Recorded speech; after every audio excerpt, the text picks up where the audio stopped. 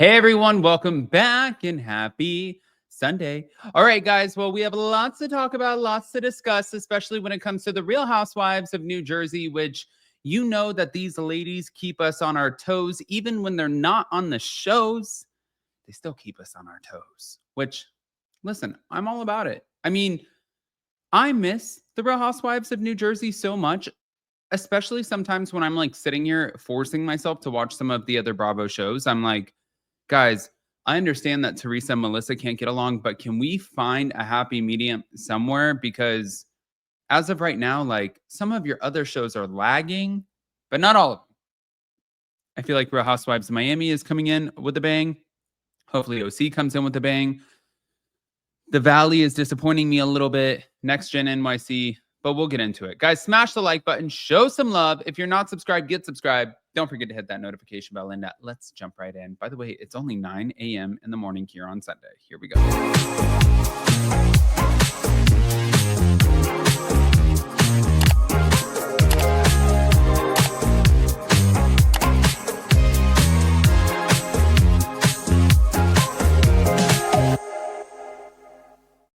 All right, guys. So before we get into it, you are always asking me, and if you're a part of the Addams family for a long time, you know what I'm going to say. But if you're new, this is for you. It is my Blue Mean Face Pro 2.0. People are always asking me about my skin. I appreciate the hell out of that. I think it's like the nicest compliment, but I can't. Blue Mean Face Pro 2.0. With the press of a button, I can change settings, but you can hear it. It sounds like a little massage. And it uses little microcurrents to lift, illuminate, rejuvenate my skin, and also take the inflammation out. The best part is normally this guy is $300, but if you click on my link in the description, also pinned in the comment section, you get $200 off. And if you don't love it and it doesn't reduce your double chin, they will refund you 100%. But with that, let's get into this. Because Jacqueline Laurita ended up opening up on the Get Real with Kim D podcast about tensions between her, Teresa, and Melissa. And I'm not gonna lie. Sometimes I'm like, sometimes it feels like somebody is doing the dirty work here. She recalled Melissa warning her behind the scenes, remember, Teresa hates your guts, she hates you. But Jacqueline said, although Melissa claimed Teresa despised her, Teresa treated her well, both in front of the camera and privately. And she and Jacqueline laughed together for hours after filming, leading I feel like Jacqueline started to believe that things were maybe not what Melissa was saying. She said there was a turning point during their Vermont cast trip where Melissa must have gotten Teresa's ear because she saw Melissa prompting Teresa on camera with questions like, what's going on with Jacqueline? And I think that she thought she was putting doubt and tension into Teresa's mind. So Jacqueline said that, Melissa was planting seeds when it wasn't actually even anything. And she also alleged that Melissa was risking their friendship out of jealousy. And Melissa didn't like that Jacqueline remained close with Teresa. She said something like, it's interesting that you and Jacqueline can be friends when I try so hard. But moreover, Jackie said that Teresa tried to flip the narrative, accusing Jacqueline of jealousy towards Teresa and Melissa, when in reality, Jacqueline had been pushing Teresa and Melissa toward a reconciliation. All right. I mean, listen, she thinks that she was being very manipulative. She thinks that she was trying to drive a wedge between Jacqueline and Teresa. And she also thinks that Melissa was really jealous. I mean, based off of what she's saying, she's like, Melissa just really wanted Teresa to love her. And when she talked about, her planting the seeds, I kind of think at the end of the day, I'm like, I think that Melissa listened to Teresa and she was like, family, love, love, my love bubble. I think that Melissa was like, well, we're family. So shouldn't we come first with each other before any of these other women? And I think that Jacqueline was like, hold on, girl, wait a second. Yes, you're family because you married her brother. However, this is my best friend. We're like freaking frack. Like, what do they call some Lucy and Ethel or something? It's like they felt like they were so much more closer than what you get to be just because you married into the family. And I think that was the discord here. But there's a couple clips. Hold on. Here we go. It's like, also, you can't write this shit, but here we go. Thank you to the Kim D podcast. Terrible that the family's broken up. And I got to tell you something. I felt bad for Lauren that she has to have two grandmothers on two sides of the situation.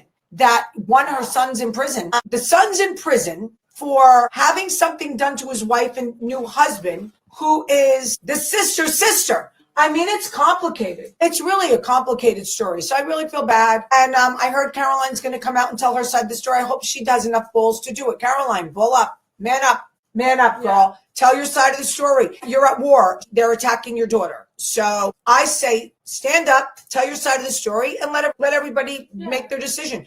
They're the ones who made it public. So if it was my son and they were going after him, I'd be Mama Bear and I'd be all over it telling the truth. I think it's terrible that the family's broken up. And I got to tell you something. I felt... Listen, I actually want to say that I agree with Kim D. I think that if you have something to say, then say it. Now is the time. However, I am going to also accompany that statement with not a personal opinion about Kim D, but what I would imagine that Caroline Manzo is thinking. And she's probably like, look, I don't owe you anything, Kim D. I don't have to do anything that you want me to do. She is not a sheep. She is a lion. She moves at her own pace. And she's probably listening to Kim being like, I'm not going to listen to somebody who I perceive or view as, I think that she looks at her as very clownish. I'm not sure. Again, I agree with everything that Kim D is saying in this moment. You guys know I don't have the best relationship with Kim D. That's fine. I don't really care about that. But everything that she just said, 1,000,000%, I'm behind her on it. I think that she hit the nail on the head. But that's not it. Hold on. Here's this. I got so jealous about that. She was like, remember, Jacqueline, she hates your guts. She hates you. And I'm like, I know, but if she's nice to my face, I'm like, I'll take it, you know, because yes, cool. I'd rather film her as her friend than have her hating on me. You know, if she's faking it, whatever, she's nice. We're not, the cameras were down and we were laughing our asses off all night for like 3 or 4 hours after filming. So I'm like, we're fine, we're good. And that's why something changed in Vermont. Melissa must have gotten her ear. And then I saw on camera when I watched the show, she was in Teresa's ear saying like, what's going on with Jacqueline? She was planting these seeds when it wasn't even actuality. She was the one jealous that I was.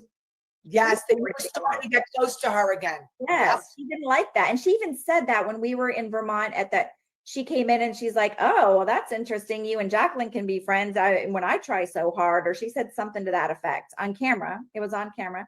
Yeah. And that was like the thing. And then she was trying to flip it like I was jealous that they were friendly when I was the one pushing for them to be friends the entire time. I'm like, I just wanted a little bit of peace, stay on the show, everybody get along, grab everyone. Wow. And I remember Melissa got so can I say one, Jacqueline looks fucking amazing. She looks like she never left the show. Like, I don't know what she's having, but like they always say, I don't know what Kris Jenner's having, but I'll take one. I don't know what Jacqueline's having, but I'll take two. Jacqueline looks phenomenal. Now, with the Kim D thing, what I just don't necessarily understand is I think that there's a little bit of flip-flopping. I think that when she wants to hate Teresa, she wants to hate Teresa, and then she's gotten back in good graces with Teresa. So she is now defending Teresa. It kind of seems, for example, I have a friend right now that we're not speaking, and I think it's the silliest. We're literally not speaking over a debate about the Bahamas and Anna Wintour. It's the dumbest thing that I've ever heard. However, I would never talk bad about her. Not going to drag her, not going to attack her. It's just a disagreement, and I'll leave it at that. And if she never talks to me again, I still won't talk bad about her. But with Kim and Teresa, they went in on each other. So I do wonder, how do you go so low and then you come back? It's just questions. I want to hear what you guys think, guys. Pop off in the comment section. If you're not subscribed, get subscribed. Don't forget to hit that notification bell, and we'll see you next time. Love you.